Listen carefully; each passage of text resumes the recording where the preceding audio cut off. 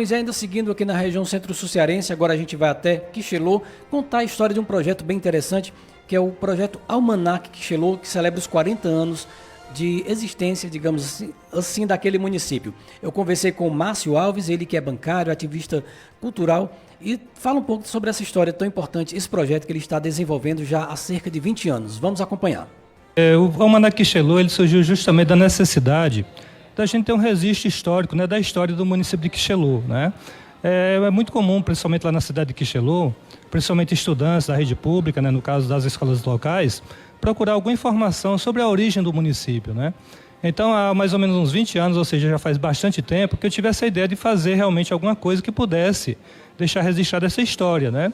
E aí, como eu não queria simplesmente um livro de história, né, porque às vezes você encontra bastante, né, fontes até de pesquisa sobre a questão da história, principalmente dos índios quixelôs, eu resolvi, né, adaptar essa necessidade, ou seja, de ter uma parte de história, mas também que pudesse, né, trazer coisas da atualidade, né, que pudesse trazer curiosidades do município.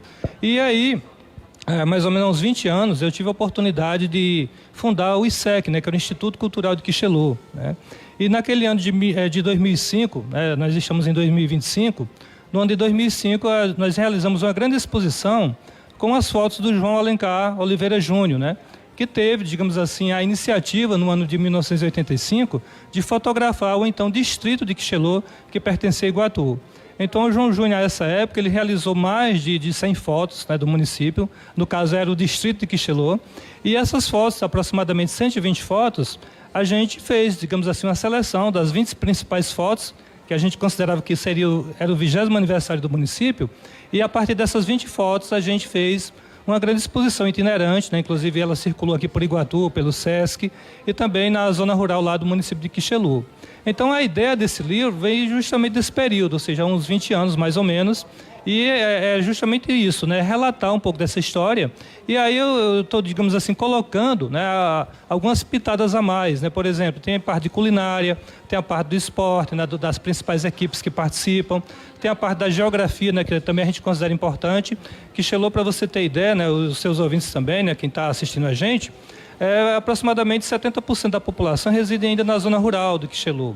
Então é um município muito extenso e que mesmo algumas pessoas que moram na sede não têm ideia, por exemplo, onde é que fica a Lagoa do Pé de Serra.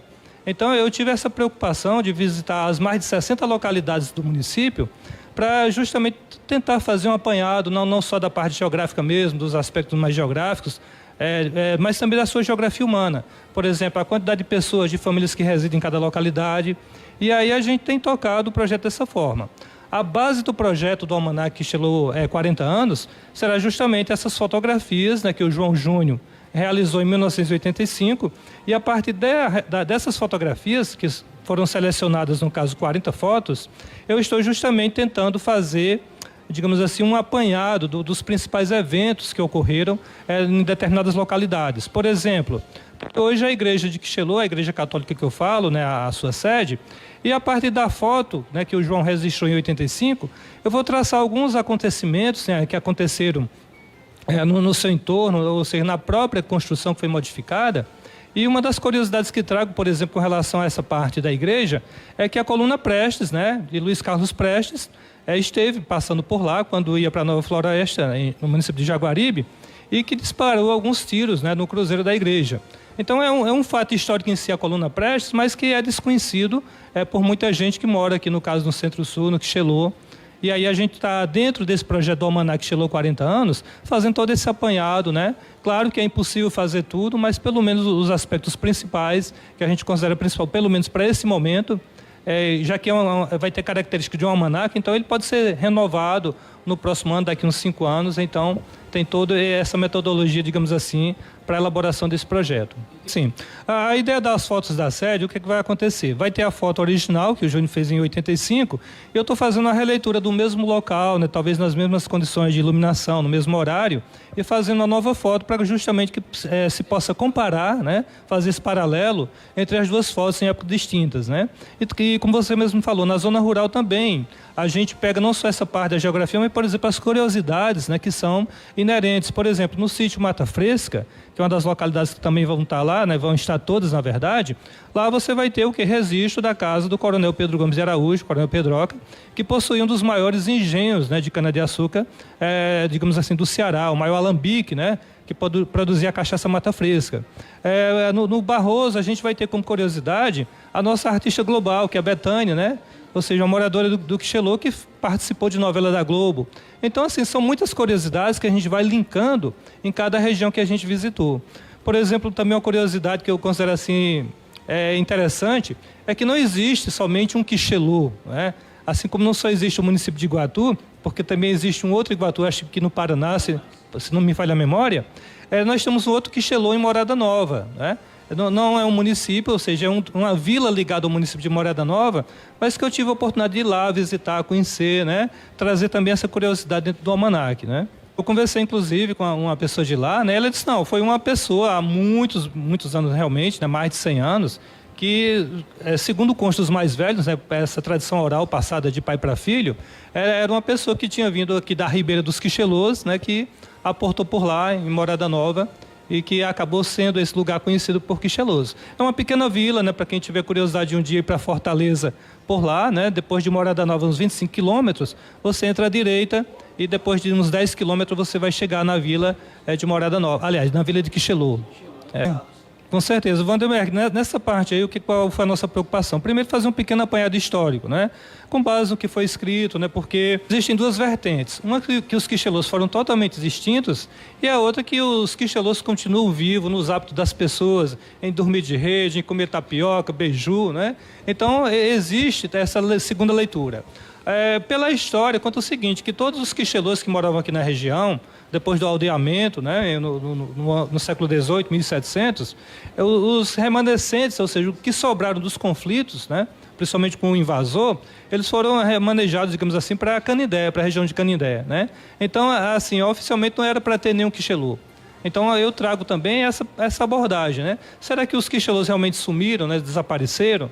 Então, tem digamos assim, essas várias leituras, inclusive alguns movimentos aí que tenta justamente, né, trazer de volta, reacender, né, essa identidade de Quixelô, né? No documento eu sou iguatuense, né, mas quixeloense de coração, não dá para não ser, né? Mas assim, até falando aí sobre essa questão do Bom Jesus de Quixelô, Wanderberg, uma curiosidade também que eu tento trazer no almanaque, digamos assim, a evolução política, né, que aconteceu no município nos últimos 140, 150 anos, né? Porque assim, o Quixelô, ele é município oficialmente há 40 anos. Mas em sua história, ele já foi município 3 vezes antes de ser emancipado em 1985. A primeira ainda foi no século XIX. Em 1890, uma lei, né, imperial, ela desmembrava o então distrito de Bom Jesus, né, Piedoso, e transformava em vila. A vila era o nome dado aos municípios na época do Império, né? Então, essa primeira vez foi em 1890, só que, infelizmente, a vila não foi implantada, porque teria que ter a construção de casa de câmara e cadeia, né? Toda aquela parte de governo mesmo. A segunda, já no século XX, em 1943, mais uma vez, né, durante o Estado Novo, o Quixelô foi criado novamente, ainda Bom Jesus de Quixelô, né, como município, mas também, 2 anos depois, não foi implantado o município e foi uma nova lei cancelou, né, digamos assim, essa criação do município.